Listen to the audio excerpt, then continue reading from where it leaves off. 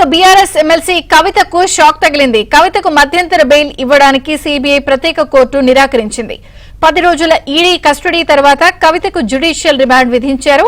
ప్రస్తుతం కవిత తీహార్ జైల్లో ఉన్నారు. అయితే తన రెండో కుమారుడికి 11వ తరగతి పరీక్షల నేపథ్యంలో మధ్యంతర బెయిల్ ఇవ్వాలని కవిత కోరారు.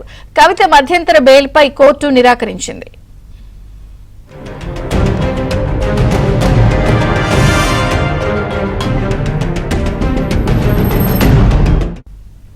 బీఆర్ఎస్ ఎమ్మెల్సీ కవితకు బెయిల్ నిరాకరించింది కోర్టు. అలాగే ఒక రకంగా ఇది కవితకు షాక్ అనే చెప్పొచ్చు. మరిన్ని వివరాలు మా ఢిల్లీ ప్రతినిధి సతీష్ అందిస్తారు. సతీష్, విజయ్ చంద్రిక, ఢిల్లీ లిక్కర్ కేసులో ఎమ్మెల్సీ కవిత ఇటీవల మధ్యంతర పిటిషన్ దాఖలు చేసింది. మధ్యంతర బెయిల్ మంజూరు చేయాల్సిందిగా తన కుమారుడికి పరీక్షలో ఉన్న నేపథ్యంలో తనకు బెయిల్ ఇవ్వాల్సిందిగా కోరడం జరిగింది. అయితే ఈ ఏప్రిల్ 4వ తేదీన మధ్యంతర బెయిల్ పైన సుదీర్ఘంగా వాదనలు జరిగాయి. అనంతరం ఈడీ సైతం కూడా ఈ కేసులో ఇప్పటికే నిందితురాలిగా కవిత ఉంది. కవితకి ఎట్టి పరిస్థితుల్లో కూడా ఆమెకు బెయిల్ ఇవ్వకూడదు, బెయిల్ మంజూరు చేయకూడదు, సాక్షులను ప్రభావితం చేసే అవకాశం ఉంది. అదేవిధంగా ఆధారాలను కూడా ఆమె ధ్వంసం చేసే అవకాశం ఉందన్న అంశాల్లో పెద్ద ఎత్తున కూడా ఈడీ కూడా తన వాదనలు వినిపించింది. అనేక వాదనలు ముగిసిన తర్వాతకి తీర్పును జస్టిస్ కావేరి బవేజా తీర్పును రిజర్వ్ చేసింది. అనంతరం తిరిగి ఈరోజు దానికి సంబంధించి పూర్తిగా కూడా తీర్పును వెల్లడించడం జరిగింది. కాసేపటి క్రితమే కవితకు బెయిల్ ఇవ్వడానికి నిరాకరిస్తూ కోర్టు కాసేపటి క్రితం తీర్పు ఇచ్చింది. ఇక ఇదే కేసులో ఎమ్మెల్సీ కవిత రేపు ఆమె జ్యుడిషియల్ కస్టడీ కూడా ముగియడంతో రేపు ఆమెను తిరిగి మరోసారి కోర్టు ముందు కూడా హాజరుపరచబోతున్నారు. రేపు కూడా ఆమెకు జ్యుడిషియల్ రిమాండ్ పొడిగిస్తారా, లేదంటే ఒకవేళ ఏం జరుగుతుందనే అంశంలో కూడా ఉత్కంఠత అయితే నెలకొంది. ప్రస్తుతం అయితే కవితకు ఒక రకంగా ఇది షాక్ అని చెప్పుకోవాల్సి ఉంటుంది. ఆమె మొదటి నుంచి కూడా మధ్యంతర బెయిల్ పైన ఒక రెగ్యులర్ బెయిల్ పైన పిటిషన్ దాఖలు చేసింది, మరోవైపు మధ్యంతర బెయిల్ పైన పిటిషన్ దాఖలు చేసింది. మధ్యంతర బెయిల్ పిటిషన్ పైన ఈరోజు కోర్టు బెయిల్ ఇవ్వడానికి నిరాకరించింది. ఇక రెగ్యులర్ బెయిల్ పైన ఏప్రిల్ 20వ తేదీన విచారణ జరగబోతుంది. ఏప్రిల్ 20వ తేదీన జరిగే విచారణ బట్టే ఆమె వాదనలు బట్టే ఆమెకు బెయిల్ రావాలా లేదా అనే అంశం కూడా నాటి సందర్భంలో పరిగణలోకి తీసుకోబోతున్నారు. ప్రధానంగా ఈ కేసులో ఇప్పటి వరకు కూడా ఒకసారి జ్యుడిషియల్ రిమాండ్కి వెళ్ళిన తర్వాతకి ఇక బెయిల్ వచ్చిన వారు చాలా తక్కువ సంఖ్యలో ఉన్నారు. దాదాపు ఇదే కేసులో ఢిల్లీ డిప్యూటీ మాజీ సీఎం మనీష్ సిసోడియా సైతం కూడా దాదాపు 7.5 కాలం నుంచి కూడా ఆయన జైల్లోనే ఉంటున్నారు. ప్రస్తుతం ఆయనకి ఇప్పటివరకు ఏ గ్రౌండ్స్లో కూడా బెయిల్ రాలేదు.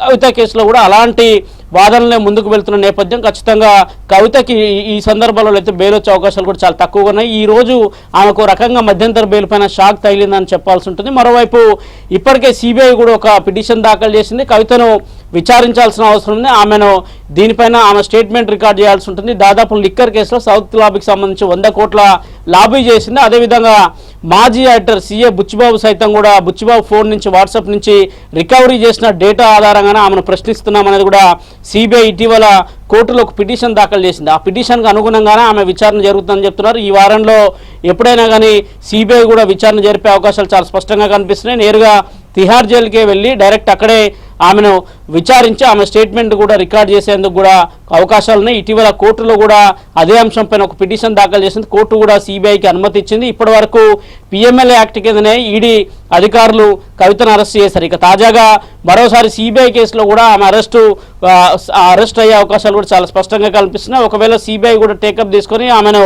విచారణ జరిపితే ఈ కేసుకు సంబంధించిన అంశం మరిన్ని అంశాలు బయటకు వచ్చే అవకాశాలు ఉన్నాయని కూడా సిబిఐ అధికారులు చెప్తున్న నేపథ్యం ఖచ్చితంగా కవితకు ఊరట దక్కడం కొంత కష్టంగానే మారిపోయిందని చెప్పాల్సి ఉంటుంది. రేపు జ్యుడిషియల్ రిమాండ్ ముగియడంతో రేపు కోర్టు ముందు హాజరుపరచబోతున్నారు. ఆమెకు 14 రోజుల పాటు జ్యుడిషియల్ రిమాండ్ పొడిగిస్తారా లేదా ఏం జరుగుతుందని కూడా రేపు తెలియాల్సి ఉంటుంది. ఈ రోజుకు మొత్తం మధ్యంతర బెయిల్ పైన అయితే ఆమెకు ఊరట దక్కలేదని చెప్పుకోవచ్చు. కుమారుడి పరీక్షలు ఏప్రిల్ 16వ తేదీకి వరకే ఉన్నాయి. అందువల్ల ఆల్రెడీ సగం పరీక్షలు ఇప్పటికీ అయిపోయాయని కూడా ఈడీ ఇటీవల వాదనలు వినిపించింది. ఈడీ వాదనలను కోర్టు ఏకీభవించింది. అందులో భాగంగానే ఎమ్మెల్సీ కవితకైతే ఈరోజు ఊరట దక్కలేదు. విజయ్ చంద్రిక, అంటే కవిత తరపు న్యాయవాదుల వర్షన్ ఏంటంటే ప్రధానంగా కోర్టుకి ఏ అంశాలు దృష్టికి తీసుకెళ్తున్నారు?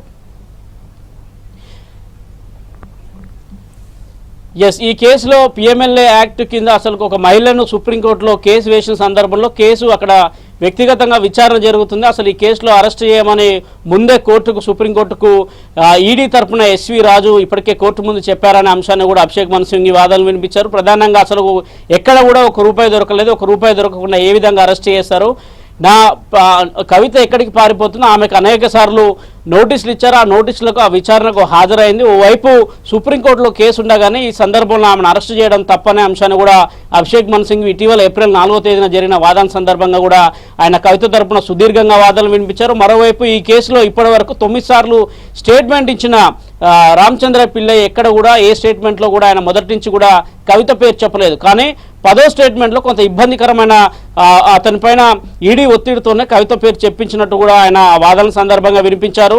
తన క్లయింట్కి ఎలాంటి సంబంధం లేదు, అసలు సౌత్ గ్రూప్ లెక్కర్లో ఎక్కడ కూడా ₹1 కూడా దొరకనప్పుడు ఏ విధంగా ఈ కేసు స్కామ్ అయిందని చెప్తారన్న అంశాన్ని కూడా చాలా స్పష్టంగా ఆయన రెవెన్యూ కోర్టులో వాదనలు వినిపించారు. అదేవిధంగా ఈ కేసులో ఉన్న ఇతరులంతా కూడా శరత్ చంద్రారెడ్డి కావచ్చు, మాగుంట రాఘవరెడ్డి కావచ్చు, వీరందరికీ కూడా బెయిల్ మంజూరు చేశారు. అసలు ఎక్కడ కూడా ఎవరు కూడా ఈ కేసులో ఇన్వాల్వ్ కాలేదు, కానీ వారికి బెయిల్ ఇచ్చారు. కానీ కావాలని కవితను అరెస్ట్ చేశారు. ఇది ఒక రాజకీయ కుట్రం. అసలు ఈ కేసు ఏమాత్రం కూడా శాంటిటీ లేదనే అంశాన్ని చాలా స్పష్టంగా ఆయన కోర్టు ముందు వివరించినప్పుడు ఈడీ అధికారులు చాలా స్పష్టంగా చెప్పారు, ఈ కేసులో అన్ని డిజిటల్ ఆధారాలు ఉన్నాయి. దాదాపు కవితకు సంబంధించిన 4 ఫోన్లు సీజ్ చేశాము, మిగతా ఫోన్లలో డేటాను ఆమె ఇప్పటికే డిలీట్ చేసింది. అదేవిధంగా కవితకు సంబంధించిన కుటుంబ సభ్యులను కూడా విచారించాము, చాలా మంది నుంచి డిజిటల్ ఎవిడెన్స్ తీసుకున్నాము, చాలా డిజిటల్ ఆధారాలు మా దగ్గర ఉన్నాయనేది కూడా కోర్టు ముందు వినిపించింది. అయితే కోర్టు ముందు ఇటీవల ఈడీ అధికారులు క్లూస్ ని కూడా సేకరించాము, డిజిటల్ ట్రాన్సాక్షన్స్ ఏ విధంగా జరిగాయి, హవాలాకు సంబంధించిన డబ్బులు ఏ విధంగా గోవాకు వెళ్ళాయనే అంశంలో కూడా వారు కోర్టు ముందు కావేరి బవేజాకు ప్రత్యేకంగా ఒక ఫైల్ని సైతం కూడా ఆమెకి చూపించడం జరిగింది. ఆ సందర్భంలోనే ఆమెకు జ్యుడిషియల్ రిమాండ్ కూడా విధించారు నాటి సందర్భం.